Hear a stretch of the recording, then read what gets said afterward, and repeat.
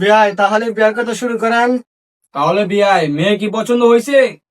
বিয়াই মেয়ে তো আমার 100 পছন্দ হয়েছে, ছেলে কি আপনাদের পছন্দ হয়েছে? ছেলে আমার পছন্দ হয়েছে।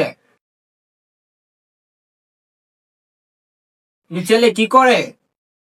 ছেলে আমার বর্তমানে কিছু করে না, 2030 সালের পরে সরকারি চাকরি নেবে। হ্যাঁ, সবই তো বুঝলাম। ছেলে যখন কিছু করে না, আমার মেয়েকে খাওয়াবো কি?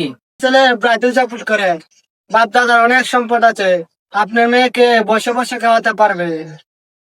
বিয়াই সবাই ঠিক আছে, কিন্তু আমার দুইটা শর্ত আছে, মানতে হবে। বলেন।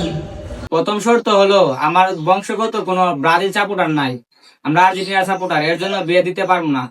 দ্বিতীয় শর্ত হলো আপনার ছেলে তো ব্রাজিল সাপোর্ট করে, বিয়ে দেওয়া যাবে না। যদি আপনার ছেলে আর্জেন্টিনা সাপোর্ট করে তাহলে বিয়ে দেওয়া যাবে।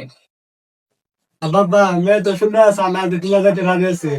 বেটা, আমাদের বংশে কোনো আর্জেন্টিনার সাপোর্টার নাই, আমরা কিভাবে আর্জেন্টিনা যাবো? চল বিয়ে করবো না। বাবা না, বিয়ে